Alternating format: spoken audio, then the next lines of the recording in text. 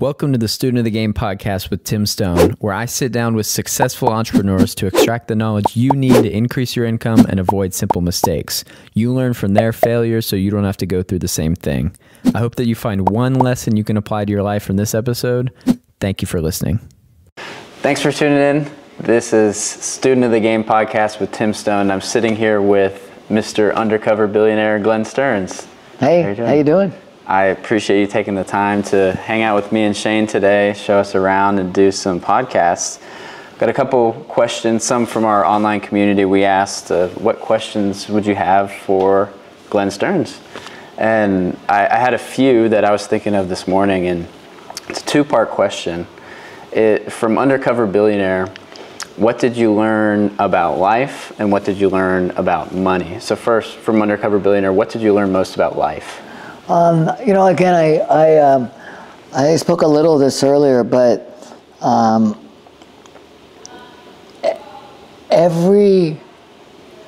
no man is an island, okay? We need our community of people around us.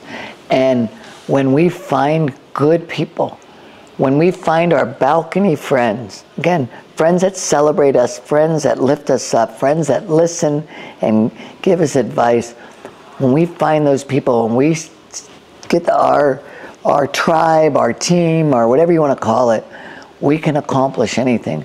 When we listen to the naysayers and the basement people, we quit. We have a tendency to just live a life that isn't as fulfilled.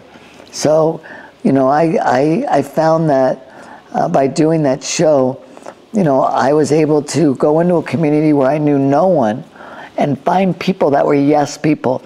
And how I did that very quickly was I found small entrepreneurs. They're usually risk takers. They're usually ones that say yes to life. They're ones that are willing to take a chance. And I got that group of people together and say, I've got an idea. You want to come along for the ride? And they did. And it worked out very well, And there's a lot more people like that out there than you would think. Oh yeah, there's a ton of them. People, and I think as an entrepreneur, we usually have a thirst for knowledge. We want to better ourselves. We want to better our environment.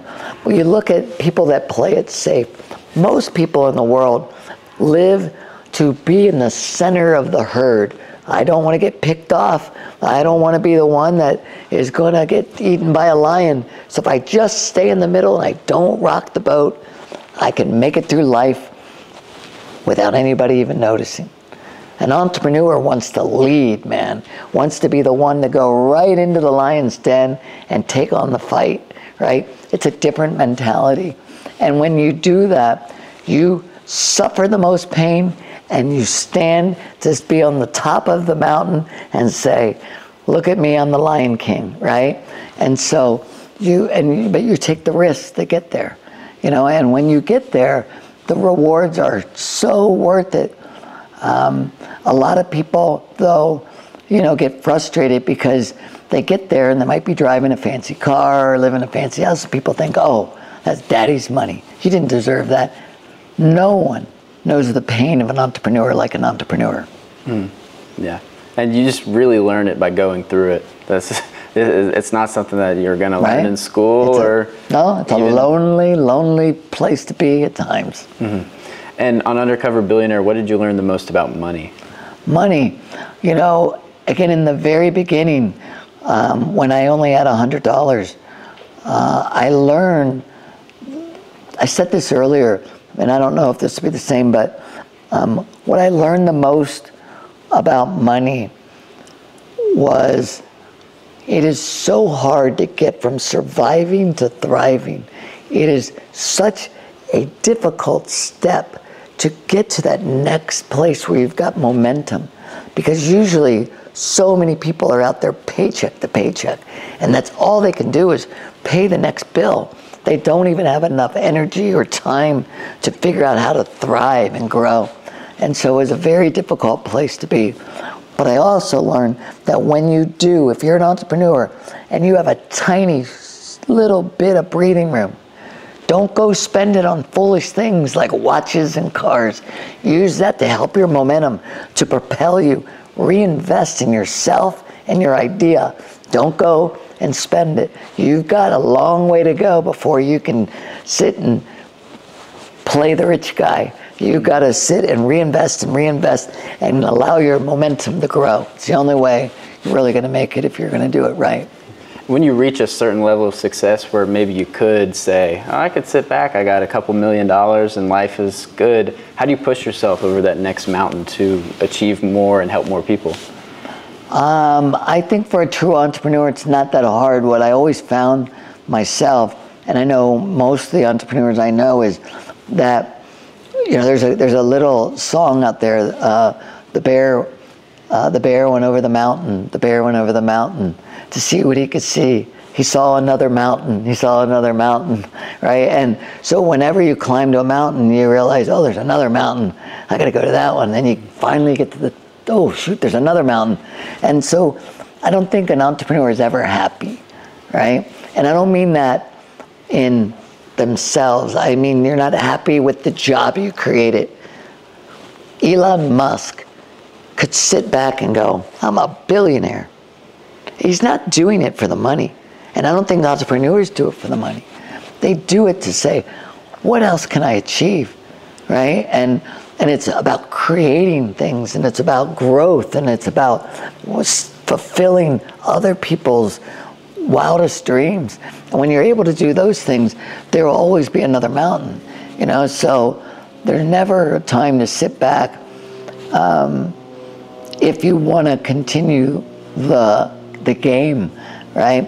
And I say that on one side of my mouth, and the other side I'll tell you that as hard as it is, there should be times in balance. I've never had balance where I wake up, you know, sit and meditate, and then I eat breakfast, then work out, and then work this many hours, and then family. My balance came in weeks or months. I might go months head down, then I'll take 2 weeks and goof off, then I'll go head down again. My balance was, in a year you could see balance, but it wasn't daily balance, if that makes sense. And if I look at my bigger balance, I had career head down, and then I took off for 5 years, right? And just focused on my family. And by the way, the best 5 years of my life, okay? You know, a lot of people, they wait. Now they're 80 years old. Now I'm gonna go, and then they're too old to wanna go around the world and do things. It's like, you know, you need to enjoy the fruits of your labor sometimes. And if you do get to that point where you start to feel comfortable and slow down, what would you say to get someone to keep going? If you feel comfortable and you want to slow down, good for you. You don't always have to be the hard driver. Everybody is different in a different place. If it makes you happy to grow and to play that game, then by all means, continue to do it. And if you're tired, that's a different question. If you're tired, then the idea is we're all tired, okay? And you've got to keep going. You've got to keep going if you're an entrepreneur. If you want to enjoy the fruits of your labor and you feel it's time for you to do it, good for you. Now, let me tell you, I stopped and I went around the world. I bought a boat with a helicopter on it, and I saw the world. And in those 5 years that I was out, I was number one. The guy that was number two became number one. He did so well that he bought a professional basketball team, okay? I could sit back and go, if I did not quit, I would have been able to do that. I would have been the one that conquered every mountain and gone even higher and had more money. There's not enough money in the world to have given up the time I spent with my family. So what is the right answer? There isn't a right answer, okay?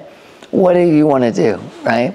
There's no, you can always look back and shoulda, woulda, coulda. It does not matter, okay? I am grateful for the time I was able to have with my family. It's not all about money. It's about happiness. 100%, it's about happiness. It's about fulfillment. It's about the last breath. Damn, I did pretty darn good to be able to have a legacy of people and love and happiness. It's not about that I got to make more money than everybody else. And I think that might be, again, a pretty lonely way to go out. I've got two more questions, and that kind of answered one of them. I think it's going to be very similar to your answer. If you had 5 minutes with yourself at 22 years old, what would you tell him? You know, I would not change a thing about my life. I loved every step of my life. When I was 22, I was going to the bars every single night. I had followed in my father's footsteps and my grandfather's footsteps, who were alcoholics. And I had been about 3 years in a row where I never missed a day going out, or a night. And one night, in the middle of the funniest thing ever, that my friend had fallen down drunk, or a girl threw a beer on him, or he got slapped. I don't even remember whatever the juvenile thing that happened, but in the funniest of laughs, in my foggiest of moments, I had my clearest thought. I don't want to do this anymore. I don't want to follow the path of my father and my grandfather. I need to get out of this lifestyle. And I moved on, and I'm very grateful that I dodged the bullet of addiction like my family and a lot of people had.